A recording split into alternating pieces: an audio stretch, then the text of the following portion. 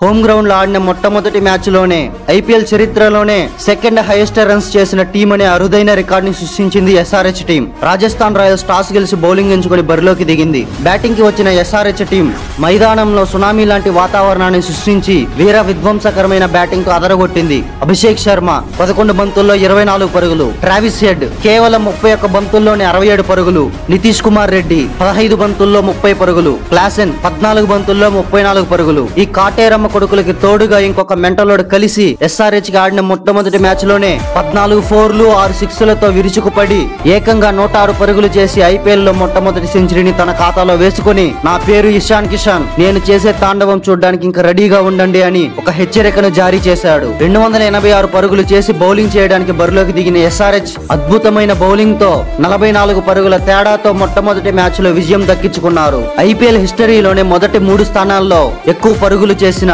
SRH batting మరియు bowling and performance ఎలా ఉందో కామెంట్ చేయండి.